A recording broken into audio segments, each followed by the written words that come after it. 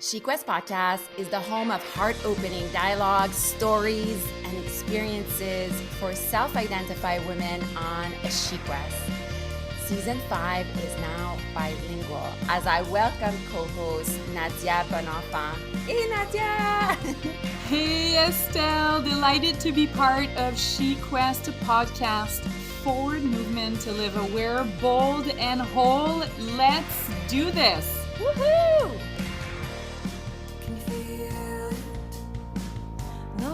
Hi, She Quest. Welcome to She Quest Podcast with guest. My name is Estelle Thompson, and I'm so enthralled that you're here. I've been wanting to have this beautiful, you can't see her right now, but you should see her. Power, she's fixing herself. I love it.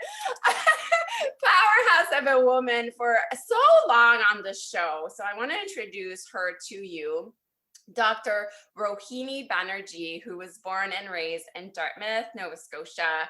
She's the daughter of immigrants from northern India, is an associate professor of French and Francophone studies in the Department of Modern Language and Classic, and graduate coordinator of the International Development Studies program, and a faculty member in the Asian Studies, Graduate Women and Gender Studies, Intercultural Studies, and Peace and Conflict Studies program at St. Mary's University in Halifax.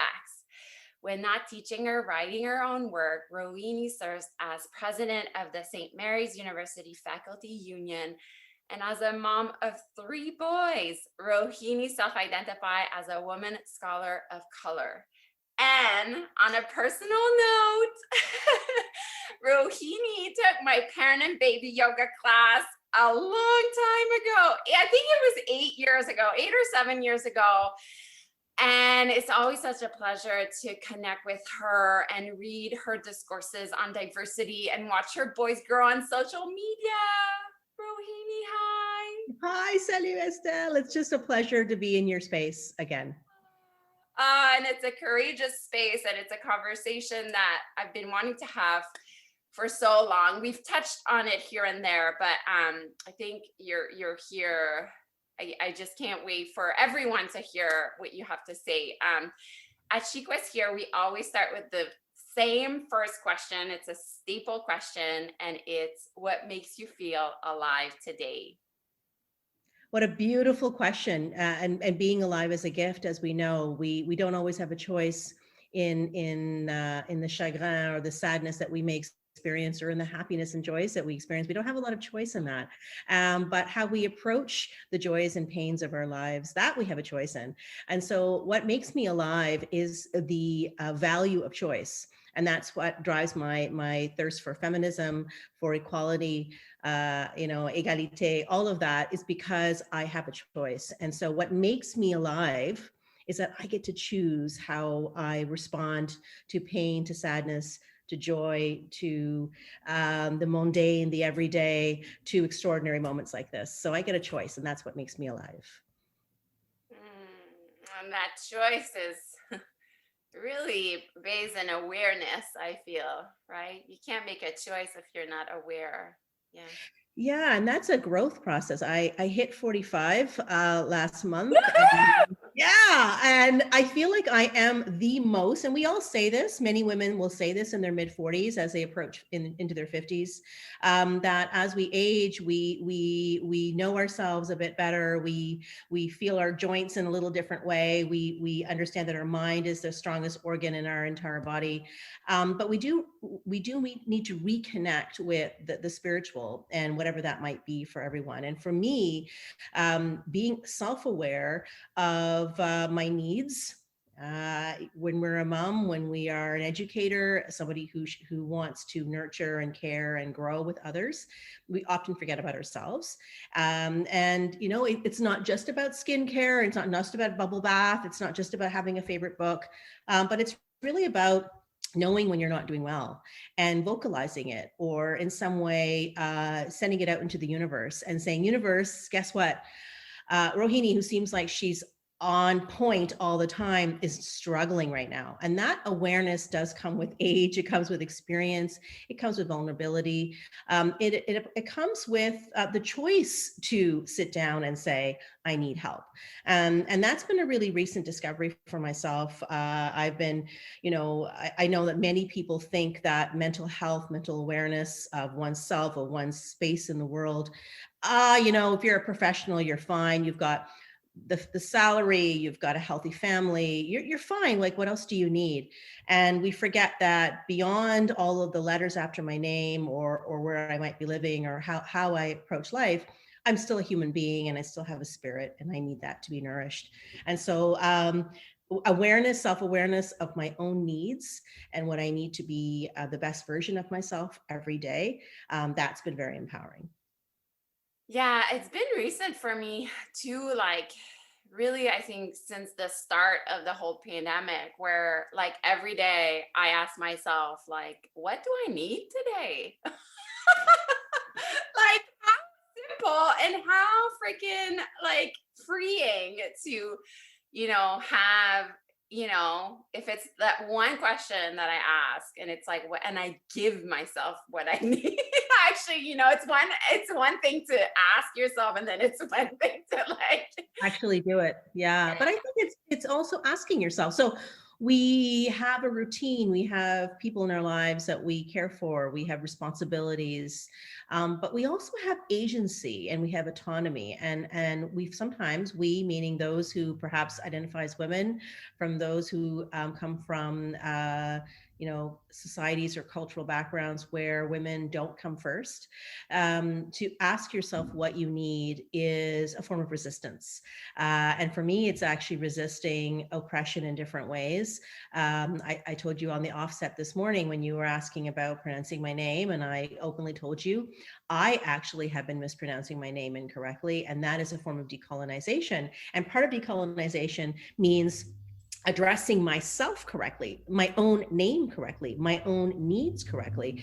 And it feels weird. It feels strange. It feels strange to actually say to myself, I might need to go see a therapist. No, you can't. You're a professional. You don't need help from an outside body. Actually, I do. And it's incredibly empowering when I find other colleagues who are maybe in my field or may not be, who'll say to me, I've been going to a therapist for 3 years. What? You also have needs too, and you're addressing them? How empowering. And then ironically, I'm talking to junior faculty, junior colleagues, sometimes racialized, sometimes not. And I'm saying to them, guess what? If I had gone to therapy 10 years ago, I would have been probably the premier of Nova Scotia by now. And I say this to myself constantly. And I think it's a good thing that I didn't get therapy 10 years ago, because Rankin would not have a job right now. So I think about that and I reroute some of the regrets that we supposedly have in our lives and on our journey. And I say to myself, well, I'm ready now. I'm in therapy now. This is amazing. I have the option, the choice to think about myself. And I'm very open with my own children about it, about what my needs are. And they, I hope, see modeling behavior of what a healthy lifestyle really is about. And I got full body shiver about, just mentioning how like you had to look at your own name, and it struck me because, and you're like, that didn't feel good. Like at first I was like, and one exercise I do, Rohini, not in yoga classes, but in my retreats, one of the first thing is finding out the meaning of your name. And a lot, it's very cathartic. Some of us don't even know the meaning of our name and how like, and, I can only speak to my experience, but I know how the meaning of my name really has supported almost my mission, my calling, and so I'm curious now. Do you know the meaning of your name? I do. And I will say that's such an interesting point you've made. So I use this as part of my icebreaker for students on my first day of class. So I'm like, okay, this class, here's the course outline. These are my, this is my rubric. These are my expectations. Let's talk about me. And I self-identify in the beginning of class. I tell them where I'm from, that like I'm the first kid in my house to ever get a graduate degree. I'm a kid of immigrants. I tell them everything about them, and sort of they're a little bit like overloaded. Like, we just want to come to the class. We don't want to know about you. But I find that it really creates, I want to have a relationship with my students that's, cerebral, that's spiritual, that connects, because, hey, they're coming to St. Mary's. They've decided to come to my class. They could have taken another class. I feel like it's an opportunity for me to connect. So I do that on the first day. So I self-identify as a learned speaker of French. I didn't leave my mother's body speaking French. I continuously am a student of the language and what I do. And then on top of that, I give a little, one of the icebreaker questions is, I play this beautiful video of Ian Hanuman Singh, the great CBC reporter, who's beautiful on the eyes to look and watch speak. And he does this really great interview where he talked about how he changed his name to impress a girl. And he has this deep, gorgeous radio voice, but he's Hanuman Singh, and that's his name. And he changed his name because he thought if he had a more white passing name, the white girls would want to be with him. And he's racialized. He's of South Asian heritage. And then he realized it wasn't about the name; it was about his voice and his intellect and his beauty. That why women were interested in him. And so I use that as an ice-breaking video, and I tell students, hey, guess what? I'm still figuring out my name, and let's figure out what everybody else's name is about. And so we do have an icebreaker name game that we do where we discover each other's names. And for somebody who comes outside of the Eurocentric circle and in a dominantly white population, often I'm asked, what's your name mean? And no one goes and asks Samantha what Samantha's name might mean, because there's an assumption that there is a meaning to it, but it's not important in the sense that it doesn't help identify her. But because racialized people are often adding more identifiers to their package, so they need to have more information and more data out there so that the dominant population can understand them, racialized people often have a meaning to their name, or at least they have to out themselves more often than perhaps white population. And it's really been fascinating to see, because I have been in social situations where my name is Rohini and people will say, oh, that's a pretty name. What does it mean? And I've got a Catherine and a Jennifer and a Heather beside me. No one's asking them whether their name is pretty or whether their name has a meaning. And that always fascinates me. And so I'll reroute the question and I'll say, if you're going to ask me, you got to ask my friends what their name means as well. And that then suddenly reminds the person who's asking me the question that you decided that my name is outside of white norms, and thus it means a meaning. So that's my sort of rerouted story answer to your question. Rohini actually is, I believe, was one of the lovers and or wives of a Hindu god. I can't remember which one. I'm actually not Hindu, so I don't actually know all of the mythology. It also is a star, which I think might work with Estelle, but I'm not sure. And thirdly, literally means one who climbs the ladder of success. And Bannerjee is a Bengali name, originally would be Bandyopadhyay, would be the actual name, and Bannerjee means teacher. So I feel like that works out. The Kismet or the universe did me well. I would agree. And I love this discourse. And I mean, in my groups, like, yeah, the Samanthas and the Jennifers and to like, they've never asked what their name means. And it's very cathartic for them actually to add that meaning to, and sometimes there's like a big, like, I'd say almost like an exile, like, oh, something is making sense. Like there's a piece of the puzzle that that comes. And that's being inclusive, right? So that's a way of being inclusive. And Yeah. when we talk about inclusivity, it's not just about including the one that may have not been included prior to that scene. So it's about reminding the person asking that question. If you're asking my identity, my ethnicity, my postal code, why I speak French, why I don't speak with an accent when I speak English, then you need to ask these friends over here, the ones with the freckles and the red hair. Why are you not asking them that question? Why are you not asking them where they're from? And so that's inclusivity. And what that does is it reminds the person asking the question that, you know what, you really decided to target one person, and you're assuming that these other are part of the white orbit, the orbit upon which we all, surround ourselves. And that's unfortunate. And, I remember speeding very, very high speeds in, I think it was North Carolina, South Carolina. I was very young. I was with a friend. We had gone to a conference. I was a doctoral student at the time. And she's a beautiful blonde, blue-eyed, looks like Scarlett Johansson. And there's me, and she's speeding, and we get this beautiful, very handsome state trooper who stops us, with his hat and everything. And he tells us that we're speeding, and we put on our perfect, Canadian accent to make sure that he knows that we're not from North America, South Carolina. And as he's asking her for her driver's license, I have to reach out in the back to get it for her. And I thought about it for a second, because I thought, I'm reaching for the back. I'm in the southern United States. I perhaps am perceived to be Black, which is what most people thought I was. And I don't know what he's going to do, how he's going to react to me. And this was well before the discourse of the condition of Black Americans in general around police. I was even aware of it. Anyways, when he gave her the warning ticket, he chose, for data reasons, to choose her race for her, and he put white. And we drove off to the airport. And she looked at the ticket and she said, why does he think I'm white? And I said, well, you're a blonde. You present as fair skinned with blue eyes. The assumption is that you're white. And she said to me, why didn't he just ask me?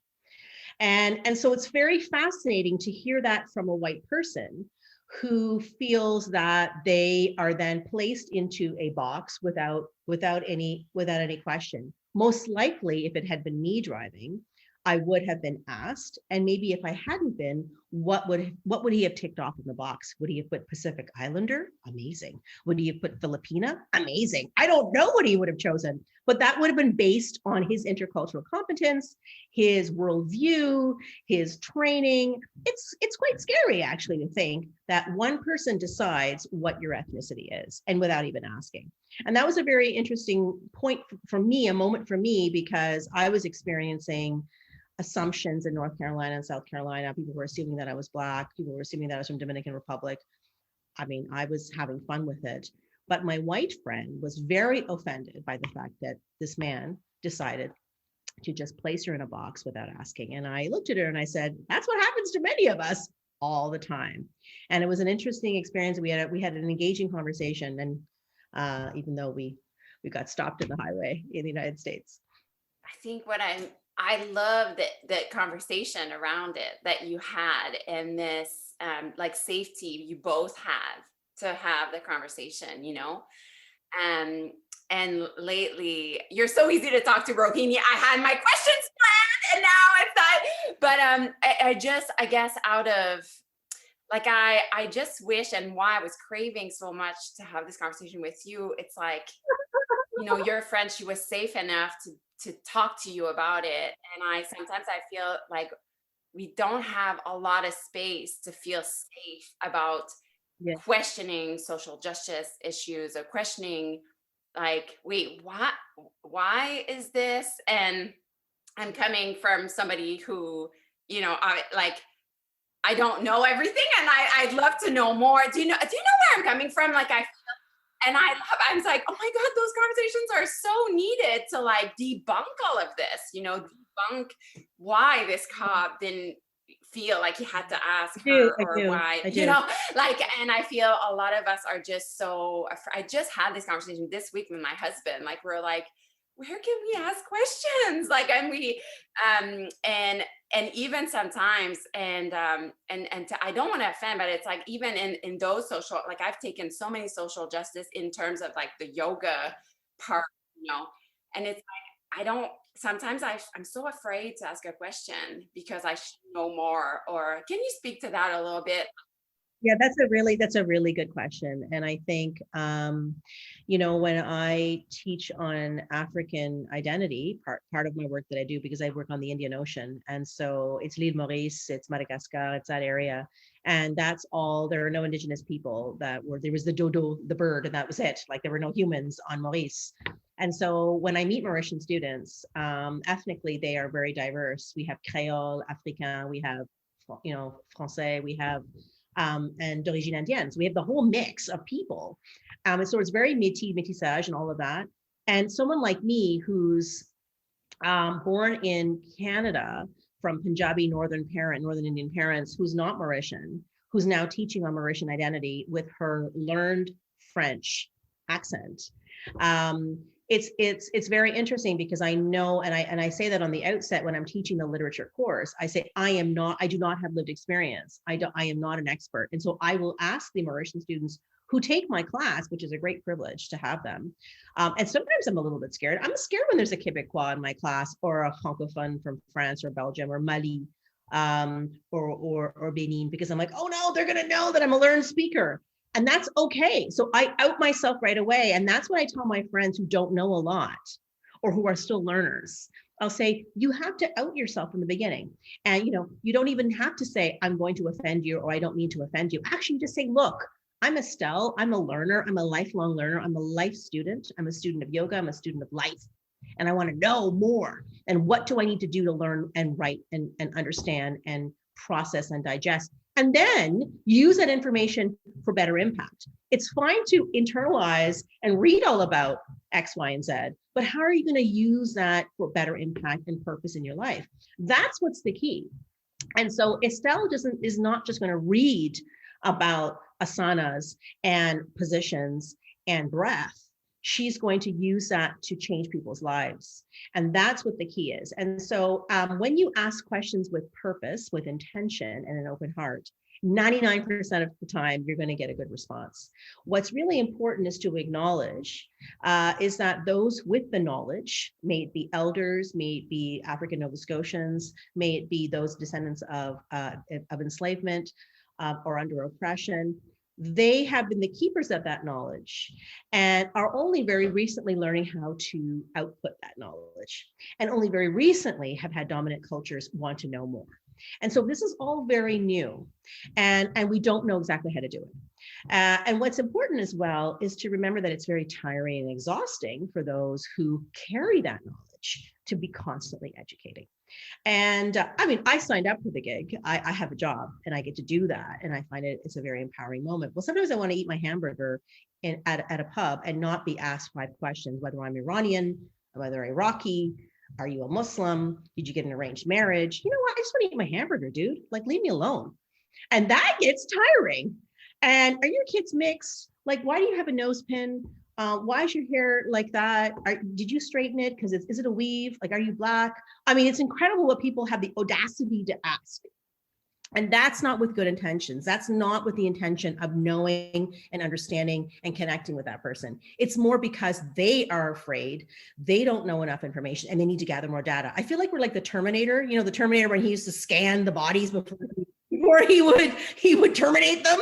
I loved Arnold. Oh my goodness, Arnold. And so I think about that. And I think we're like the Terminator. We go around collecting data based on a one dimension.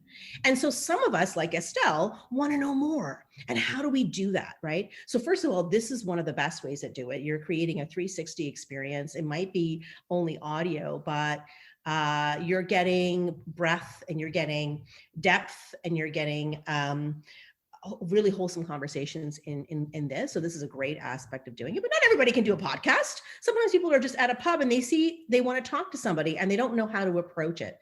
And I think it's like when we have lines when we're trying to date somebody or trying to get people's attention. We have these people who have bad lines, like they have terrible lines and they don't work, but sometimes they do.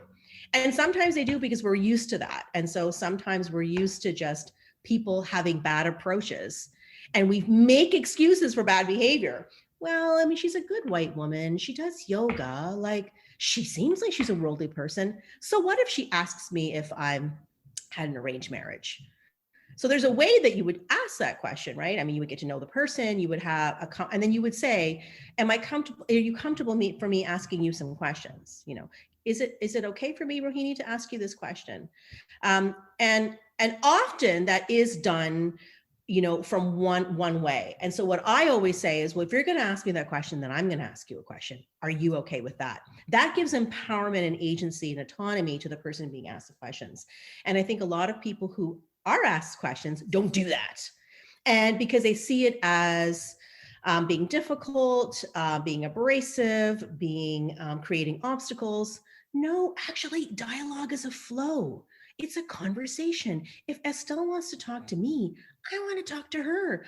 I want to know about the glasses that she's wearing right now. I think they're great on her. I want to talk about that. I want to know about her family. I want to know about this and that. So if you get to ask me a question, I get to ask you a question. That's how I approach it. And I actually talk to, some younger students, like international students, who have shared with me some of their experiences. And I just say, like, if someone asks you a question, ask it right back. And that will give that person a reminder of boundaries and respect, and also remind them that whatever you can ask me, I can also ask you. And that changes the power dynamic. Yeah, this is so great, and something we actually initially just started speaking about. It makes me think of, we were just saying, like, that's why I wanted you on the podcast. Like, let's say on social media, and that too, it's something I really, and cut me if like you think I'm wrong, but I really see so much parallel with like grief work and this, because I just related to, like you said, you mentioned, I love that, the audacity of when people like that word, because like I just did a whole entire podcast, like things that people say to you when you've just lost a child, or when, like, it's like, can you sit with that for just like a minute, Yeah. just 1 second? And just, I love that aspect. Like, so I've been really grappling with the the one-dimensional aspect of let's say social media, where there's a lot of us get like this, like the information now, let's face it, and just, I'm just craving the dialogue, and the realness. Like sometimes, like I go on social media, I'm like, but wait, like in my real life, this is not happening. And like, I'm craving that, like, this is why my podcast is called She Quest, because I need to ask questions. In the word quest, there's the word question. And so I was just taking 2 notes. Like, there's so much like gold that you said, like about how new, I'm gonna butcher it, but what you said about like a lot of the elders are like just exhausted. It's very new for them to be, because like now we're like suddenly like asking questions, but like they've been grappling with this like since they're born. Yeah, right? forever. Yeah. And Yep. just how new. And we were just saying about to not take a diagram at face value. It's like you can't, and that feels like grief for me, which is, I feel it's more what I know, in that we were like, you can't explain something on like a one post is like not enough to like grapple. And there's a work too, like I find with diversity and inclusivity and all that, it's like visceral, like Yeah. you can't just understand it No. with your head. No. Do you get, Yeah, I'm going everywhere all at once. I hear you, and I'm just trying to find a quote that I was looking at this morning on grief. If you can indulge me, let me read it to you. Yes. So it's by Glennon Doyle Melton, and I can send you the bit later. It's the text is called "Carry On, Warrior." Grief is not something to be fixed. It's something to be born, BORNE, together. And when the time is right, there is always something that is born from it. After real grief, we are reborn as people with wider and deeper vision and greater compassion for the pain of others. We know that. So through our friend's grief, we maintain in our hearts the hope that in the end, good will come of it. But we don't say that to our friend. We let our friend discover that on her own. Hope is a door each one must open for herself. That comes back to that choice bit that I was talking to you about earlier. And when somebody has the audacity to say to someone like yourself, how did that happen? How did you lose the child, et cetera, et cetera? they haven't gotten to that point yet where they've sat with it. You mentioned that earlier, right? They haven't sat down and let that grief be a point of propelling you towards what you're doing now. It's because of the grief and pain you've experienced and you continue to experience in every day in different ways, that you are where you are right now. And we know this, and we know that part of Tommy's purpose was to prepare you for here and now. Does it make sense? Does it hurt your heart? All of the above. Yes, it doesn't make sense, and yes, it hurts your heart. However, you are here, and there is an impact that you have based on that pain and grief. And I think that when elders and those carrying the years of oppression start to resist by actually telling stories, and that's why I think creative writing and storytelling is so empowering. I've always been a little secret poet in my head. I've always been interested in writing, never felt I was good enough. That's the general imposter syndrome. But on top of being someone that looks like myself and teaching in a Eurocentric language, etc., never good enough to write poetry. And I've realized how important poetry has been as part of my release of who I am and my decolonizing. I think about my late grandmothers who were lived under British colonial oppression. What would they be thinking right now if they saw their granddaughter talking to Estelle Thompson on SheQuest? What would they be thinking? They'd say, how did this happen? We couldn't even read and write. We were segregated by British colonial power. We were put into working camps. My mother's side of the family are Indigenous. They're a tribal group, a nomadic group. And so there was even more oppression because they were not part of the middle and upper class Hindu society.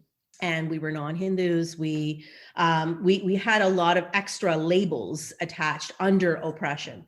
And so for every success that I have, if it's making a good cup of coffee to writing a poem, every single success that I have in my life, I think about those two women who would be thinking, gosh darn it, we did okay. So that grief and sadness of the oppression under British oppression, I think about that every day when I approach a difficult day, a challenging day, a paper that I can't write, I'm procrastinating, the piles of laundry, or the nasty comment by the guy who served me coffee. Whatever it is that I'm being challenged with, again, I try to see it as a choice. And then there are days where I collapse and I'm tired and I'm exhausted, and please don't ask me any more EDI questions. Please don't ask me about diversity. Please don't ask me about equity, because I'm tired. And so that's okay, right? And that's okay because part of being a learner and part of being an educator is filling the bucket again, right? So I tell students, when you're writing your paper for me, there's going to be days where you will not know what to say to me. You're going to be so worried about your grade, and you're forgetting about the actual process and the journey. And that sounds cliche, but it's true. It's true. And so when I get tired of EDI, and when I get tired of being the only brown woman at the table, and when I get tired of being a token, I say to myself, and like Oprah Winfrey says, and some of your listeners may not know who Oprah is because it might be too young, but Oprah always says that when she was the only Black woman at a table of white men, she brought the ancestors with her. And you bring Tommy with you wherever you go. I bring my grandmothers with me. These are our links and our strengths. There are weaknesses too, because we want to do well for them, right? We want to make sure that they feel honored and that we honor them. And that's the continual struggle that we all face. Are we good enough in our space? Are we asking the right questions? Am I going to offend? Am I too brown in this space? Am I too loud? Am I too woman? We constantly are asking those questions. And some of it I internalize, and some of it I don't. And I use writing now to help me process what's going on. I love that you mentioned writing. I just love the way you've been able to wrap it down.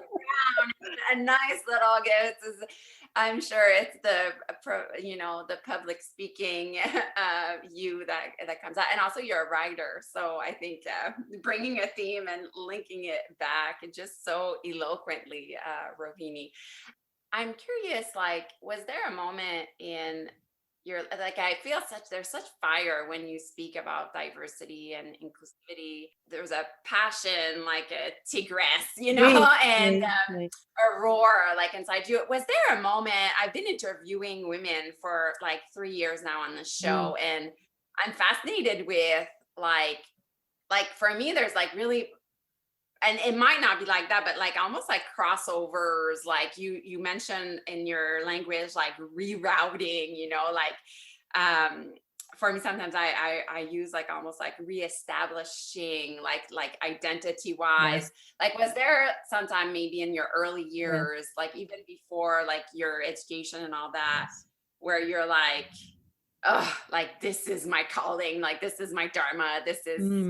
Great question. So I love music and writing, and I never had formal training in any of them in the sense like creative writing or music training.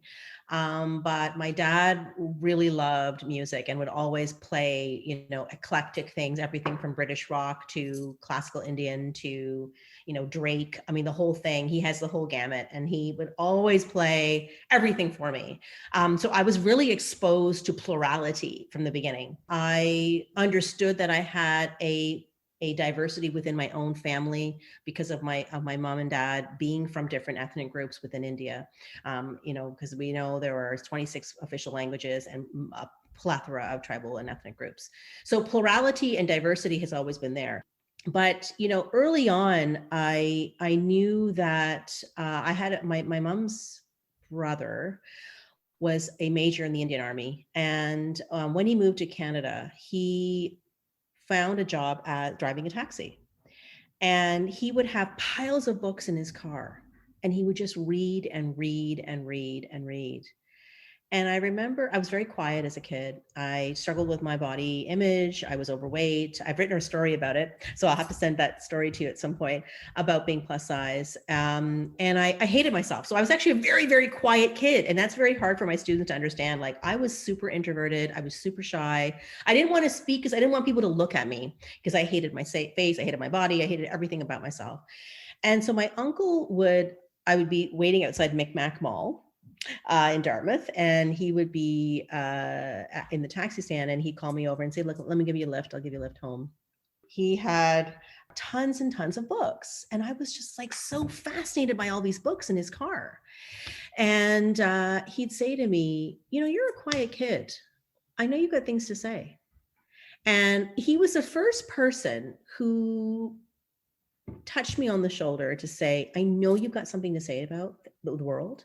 I know you have, here, start reading." And I mean, I read, and I was a nerdy kid in general, but I didn't really read about the world, if that makes sense. I was almost like, I'm not important. And so me knowing things is not going to have an impact. I'm just an overweight brown kid who never will get a boyfriend, never will be accepted by white society. I don't even know. I'm supposed to be, maybe I'll be a doctor because I'm good at chemistry. I don't know. I mean, I had no self-esteem. And so because I had no self-love or self-esteem, I didn't think that I was worthy of any impact in the world. But when he nudged me and say, "Read this book about Gandhi, read this book about Buddhism. Do you know that the British government still owns the jewels of the Taj Mahal? They have not returned the jewels. The Koh-i-Noor, which is the greatest diamond, is still sitting on the British on the crown itself. Do you know they have not returned it? Do you know anything about oppression? Do you know anything about colonialism?" And I was like 12 or 13. And he just sparked an interest. And I realized that my identity, my physicality, my brownness, my woman was all actually a superpower and not an obstacle. But you tell yourself it's an obstacle. You tell yourself you're not good enough. You tell yourself you're never going to fit in. But really, it was very super powerful. I just didn't know that. And I went through school. I didn't get into medical school. My parents were actually elated for me because they knew that you don't have to be the stereotypical, they see South Asian doctor. You can go and do whatever you want. That's why we moved to this country. That's why we put you in a private school and got bursaries for you. That's why we did all that. So go and be free. And again, it was a choice, right? So I made that choice to do graduate work in French. And people would say to me, why are you doing French? That has something to do with your culture. And I'd say, well, why not? Why can't I do it? And so I was given obstacle upon obstacle upon obstacle. And that's when I knew, right, that actually those obstacles would have been put in my place, in my space, in my face, in my heart, in my center, because I need to move them out of the way for others. Maybe those obstacles were put in my path to make it a little bit easier for those behind me. If I can see that perhaps someone junior to me, someone younger than me, someone that looks like me, someone that's interested in the arts and humanities and doesn't think that they fit in because of how they identify, maybe because I took on a few of those obstacles, they won't have to take as many. You know, this is why I love Pride Month. We're in Pride Month right now. And I love Pride so much because what Pride means to me is about being yourself. It's just like a glorious time. And it, you know, as you know, it comes from the Stonewall incidents in the United States in the 60s. And it was led by Black activists. And I feel incredible like sense of joy and pride for being in Halifax and being able to see pride in many ways. And so I know in my heart that my uncle reminded me that I have potential, that I had fire, that I had a belly, that I had a brain. And those two things are all works in progress all the time. And little did I know that I was going to go off and actually do work that, you know, he chatted about with me in, you know, in our taxi rides together. So glad I had that question. It was actually my first question I was supposed to ask you. But this really resonates with me, like, you know, and some, I feel this themes really comes back often, how, like, it just fascinates me how what once was an obstacle, now it's like the way, like, this is the way, like your obstacles are the way, and they're not just the way for you, like, because you're walking it, you're like, because you're walking it, you're teaching others by it, you know, not just even with your words, just like with what you're doing. Yeah, you know, and people like your sons are looking at that's impacting them, your students are impacted by that, you know. It's incredible, the ripples when you know, and I would have never thought that too. I mean, well, yeah. I don't think we always know that we have those effects, right? We don't always know we have effects on people. And that's what keeps us, you know, supposedly modest and humble. I don't believe in having humility or modesty, because I think that that's something that's a patriarchal oppression. I feel that women are asked to be modest and humble because that keeps male dominance up. And so, you know, I will say, people will say to me, oh, you are, you know, you've really changed as you get older.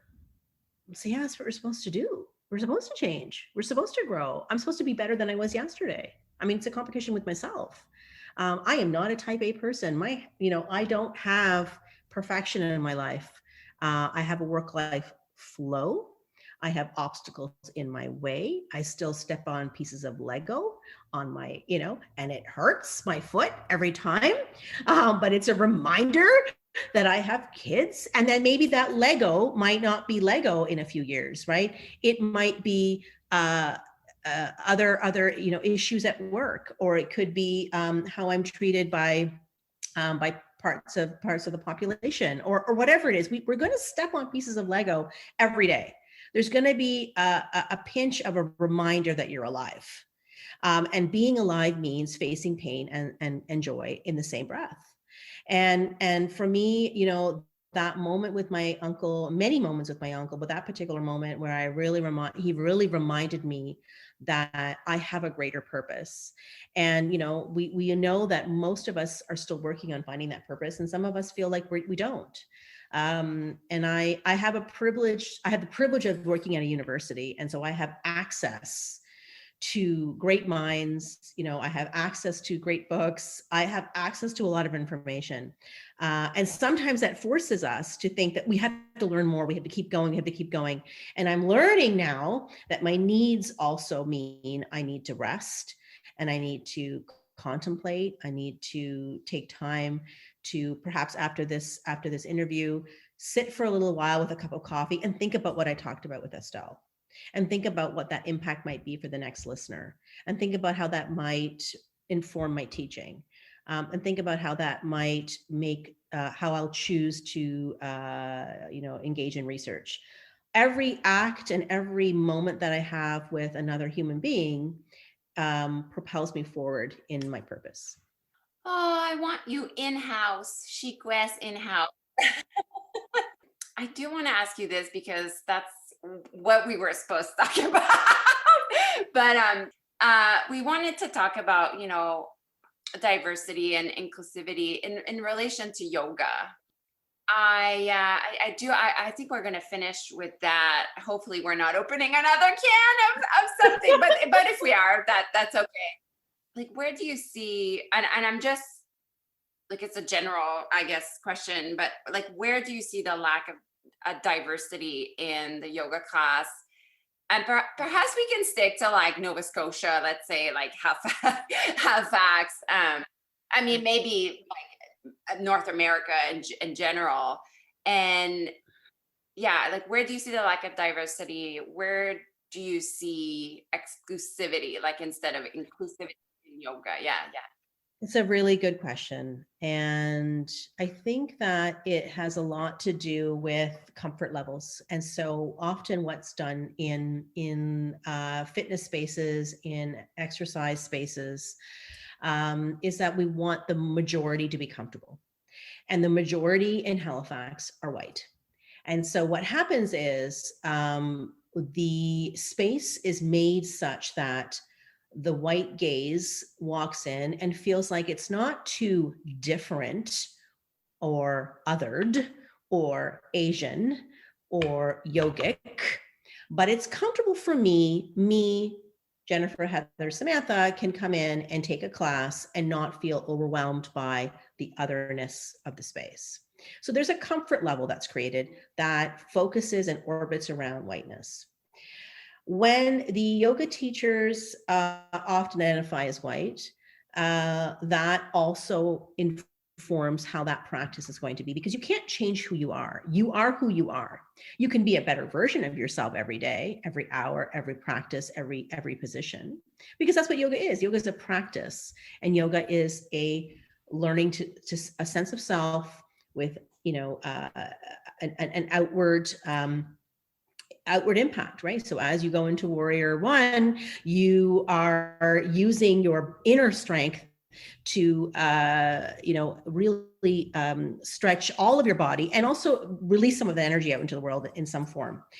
And so when you're a yoga teacher that identifies as white, you are a learner and you are a student, and you have your experience that is valid and probably works well in that white space. I have never gone into a yoga class, maybe whether with yourself or with others, where I felt absolutely comfortable. And that has nothing to do with the yoga teacher. That has nothing to do with the space. That has nothing to do with the windows, or whether my baby at the time is paying attention or wants to be breastfed, or if the person beside me has slimmer legs than I do, or that person has a nice looking bra. No, it's about how I place myself in that space.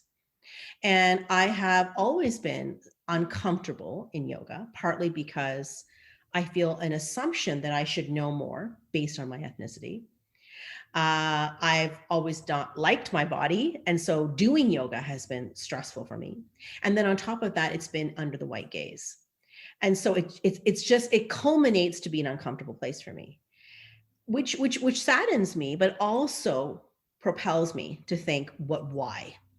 And the why is because the yoga spaces that are created predominantly in Halifax are catered and created and marketed for the white dominant population. And the tropes of moments of yogic culture that are added to the yoga space are in marketing, in perhaps elements of images. And, are we hiring yoga teachers that are outside of the white population? I mean, I know I've been doing this app for a while where I I actually purposefully try to choose a Black instructor. And I feel relaxed. I feel actually completely different. And this is online. Like, I'm not even seeing this Black instructor. But when I see the Black instructor, I'm actually more relaxed. And why is that? That is my experience. And so when we're creating yoga spaces, we can't always create spaces that are going to help everybody and make everybody comfortable, because our mindset and those who are running the yoga studios have their own experience. And so clearly we need to have a yoga space that's run by a person of a non-white ethnicity. This is actually what we need. And that's an uncomfortable conversation, because yoga has been predominantly in North America on Turtle Island run by white people. And that's an uncomfortable conversation. Well, I've been doing it for 10 years and I have this much training and, I follow that's great. But it has been marketed for North America by North Americans for the North American population, which is predominantly white females. And Estelle, having been to India and having had training in India, most of the yoga teachers are men. Many of them are in dhotis or, loin cloths. Nobody is wearing, pretty sparkly leggings. It's a very different practice in India. I mean, I remember my dad telling me, oh, every morning we would have ujjayi breathing. I'm like, why didn't you tell me you did ujjayi breathing every morning? Oh, no, it's very normal for us. And then you do math. That's what they did. That's what they had. They did morning assembly. And then there was ujjayi breathing in the classroom. And then you did math. That was not considered yoga. It was just normal part of the everyday assembly. And so the marketing of it is done under a white gaze, under the white marketing system, and it has to be decolonized. And I can say that I've been interested in watching, and I'm no expert, in terms of what is being done. But I know that in the United States, for example, there are more and more studios that are run by Americans of Indian descent who feel a strong need to create spaces where women of color, and particularly Indian women, come into that space and feel comfortable.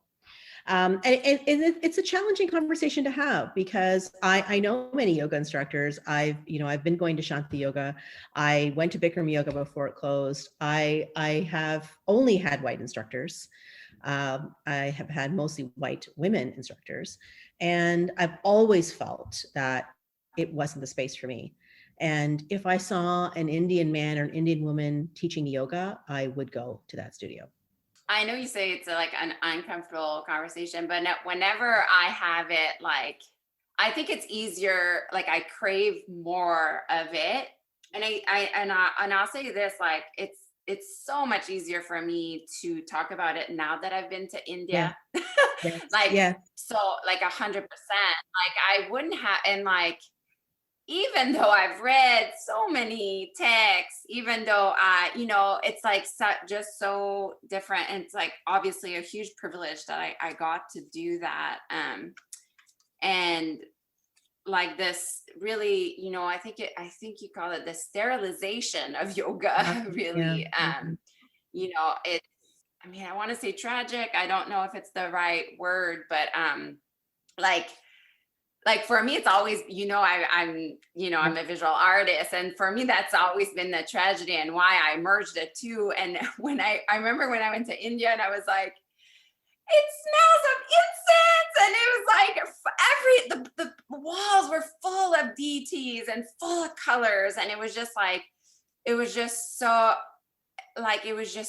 different than like everything blank and everything, sterile, like really that word, like sterile, that we get here.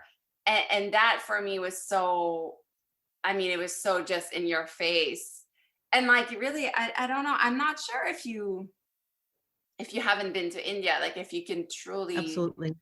do you know what I mean? And like, I know it's a privilege that I did go there, like I did go there, but like, I'm really glad I did to see, and and Yes. appreciate that tradition and embrace, the tradition as a white female able-bodied. I agree with you. I think traveling to India is most empowering. We talked about this before we started. It's empowering, and it takes years to digest. And I know that Oh one yeah. of my things that I want to do in my retirement, or maybe earlier, is I've always wanted to open up Yeah. a boutique in Halifax. My mother, when she moved to Nova Scotia after living in PEI in New Brunswick, she came to Nova Scotia. She opened up Maharani Boutique. Maharani means queen, and it was a little boutique in Penhorn Mall in Dartmouth in 1975. I was born in 76. And she opened it up, and it was like a eclectic jewelry shop with scarves and beautiful earrings, and she sold it to white women. I mean, that's what the population was. And she would import things from India, and then she couldn't keep up with it because she was a nurse full time and she had a baby as well. And so she closed it down. But that was been my dream, is to, we to really own a boutique owned by someone like myself, where I would celebrate all of those colors: art, jewelry, makeup, aesthetics, yoga, meditation, and really bring it and bring away from the sterility and insert the experience that I have had as somebody born here and having been to India a few times and having been part of the diaspora. So it would be not an Indian shop, because it's not. I'm not Indian. I'm born here. I'm Canadian. But it would have the flavors, the experiences, the passion, the colors and really the agency and choice to create a space where I would feel someone like myself would be comfortable. Whenever I give a gift to somebody will say, "Oh, I really like it." And I always say to them, it's something that I would want. I always gift people things that I would want. And I feel like that's what that shop would be. It would be like the things that I would want myself to have. I have these little dreams, and I live in North End Halifax. So I'm always like looking around. I'm like, oh, that place is on lease. Oh, I should get that, and I think about it all the time. And it's something that's in my heart of just giving people a taste of happiness and joy that I experienced when I went to India, and I experienced as a person that I am. So that's on my radar. And I would love to have a yoga instructor there who would be from India. I love that you share all your dreams and visions, and the more that you share them, like I already see it. So I already see it. Rohini, there's just so much more I want to speak with you, but I think I'll end the conversation there. Okay. You're just your wisdom and knowledge, and I'll say, like, your generosity. This conversation felt really, really generous in all that you are, like not just what you know, but what you are, and you're just what you exude. And I just cannot wait for everyone to meet you. Everyone to meet you. I had so many other questions, but maybe I'll lure you back. We'll see if I can. Before we leave, just one last question: is there if you had like one book you can recommend? And we mentioned before, the work is obviously not just in books and such, but sometimes they do help. They are kind of pillars, for us, for the audience, whatever ethnicity we might be listening to this, and background and stories. That in terms of diversity, inclusivity, is there like a podcast or just a resource? Like, and I know I'm sure there's tons, but is there one that you can like direct us towards? Oh, wow. I think that diversity, inclusivity, and equity come from reading things that you know nothing about. And so what I would say to somebody is, when they're searching for something new, look at the last few things that you've been reading or listening to, and you'll notice a pattern. Okay. You'll notice that you're reading and listening to things that are sort of the same. You say, no, no, no, I'm always about change. I want to learn. I want to learn. But we don't actually, we stay in our comfort zone. And somebody gifted me American Gods by Neil Gaiman. It's like a science fiction, but classic science fiction book. You haven't read Neil Gaiman? Why haven't you read Neil Gaiman? I'm like, Neil Gaiman is like some dude from Britain who writes about science fiction. Like, I don't want to read that. I'm a, I read about Mauritian literature, or I read about, Barack Obama, or I read, I'm an activist. No, read American Gods by Neil Gaiman. Read it. And I was like, okay, I'm going to read science fiction. This is what I'm going to do. And one of my very, very favorite mentors from St. Mary's, who's now retired, Dr. Jim Morrison, he always used to say to me, you need to read something before you go to bed that has nothing to do with work, nothing to do with anything that you know. And it's a form of escapism, right? This is why we watch films. So this is why we watch, things that we don't have to use our brain. But actually, because we don't know anything about the subject matter, it forces us to think about inclusivity and diversity and equity because we're not familiar with it. And that's what really that's what xenophobia is, right? Xenophobia is the fear of the unknown. And so I was like totally, mocking my friend who's a professor of English at Memorial. And he was like, you need to read Gaiman. Like, I'm just really, this is very sad that you haven't read it. Anyways, I've read American Gods. I've read more of Gaiman books. They're totally outside of my norm. I mean, my kids were making fun of me. They're like, why are you reading this? And it's because it forced me to see the world differently. And that's what leads to change. So don't read anything. Like, look at what you read the last 5 books that you've read, look at the last 5 podcasts you've been listening to, and go somewhere different. I've been listening to the Blind Boy podcast. He's a guy from Limerick in Ireland. Kind of a character, but I've learned a lot of things. I have a very good friend, David Delaney, on which I've been doing some podcasts. Be Your Best You. That's a great podcast. A couple of friends have been sending me ones from the US. I mean, things that are outside of my normal realm. And then because we want comfort. It's like the macaroni and cheese or the tandoori chicken and rice for me. I mean, it's that comfort that what we always go back to. Go completely different. Go somewhere where you've never gone before. Go to the section of the bookstore that you'd never go to. That's what I would say and that's been the best advice that I've ever received. What a great advice it is. I have one more question for you.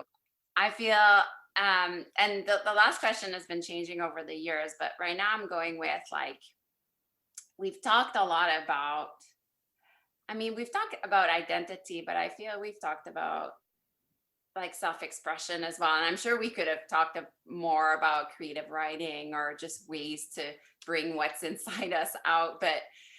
And I think about the story, like your uncle's story, and all the little nudge we get. So I guess my last question for you is what do you wish more women knew about their own magic and their own what they bring out into the world? That magic never dies. I think that we think that it goes away after a while. We think that the illusoire, that we think the illusion, the sense of not knowing, because we often as women need to know. We're planners, we're caretakers, we're nourishers, we're educators, and we need to know what's going to happen next. And the magic actually is in the unknown. And so that never really goes away. I think I remember very clearly being in Eastern Ontario during my sabbatical in 2019. I was really unhappy. I didn't want to live there. I was worried that we were going to move there. It was quite a tumultuous time in my personal life. And I remember thinking, is this it? Is this it? This is what I get. So I got the kids and I got a good job, but is that it for me? Is there not something else that I want? And I forgot that I had magic still. And I forgot that the fire in my belly was there the whole time. And so what happens is, if I could tell, younger versions of myself or other young women, is that there will be moments where it will be you feel like the magic's gone. All you're doing is getting up and paying bills. and going to bed and thinking about the next day, about how you're going to pay the next bill. But all around you is magic, and all around you are miracles, and all around you, all inside of you are moments of, wow, I'm alive. I actually just finished a podcast with Estelle, and I got to do that from the comfort of my home and in a safe and healthy space. I was able to self-express. And now I have the internet to go and check my social media and go on to my day and get paid for it. That's magical. It's magical that coffee is able to be brewed. It's magical that water comes over a tap. It's magical that I produced 3 babies from my body that I hated and loathed. So I would say that the best advice that I would say to people is that the magic is never, ever gone. When you feel like the magic's gone, it's always there, and it's covered up. It needs to be, maybe refocused, reimagined. We change, and so sometimes we're worried as we age and we change and we grow, and our relationships also modulate along with us, that the magic is gone. And I really had an awakening when I realized that the magic was always there the entire time, and I still had an impact in the world. I still had an impact on myself, that I still mattered, and that despite things that were the parts of the world telling me that I wasn't good enough, there were other parts telling me that I was worthy of joy. Such an important message, that the magic never dies. I'm all for that, as you know. It's been such a pleasure. Where can we find you, and how can we support you, Rohini? Oh, sounds great. Well, I'm on Instagram. I am Rohini Bannerjee, PhD. So double N in the Bannerjee. I am on Twitter as well. And those are the 2 places that I probably am most active. And I'm on the St. Mary's University website. So if you ever have academic questions, or want to have a speaker come out and talk to you about the few things that I do. I'm also a big supporter of unions. I'm the president of the faculty union, so I'm very interested in workplace égalité as well, and how we perform at higher ed as well. And so I have my fingers in a few things, and I'm available to talk. Incredible. Thank you so much. We'll see you soon, hopefully. Merci à toi. Merci Estelle.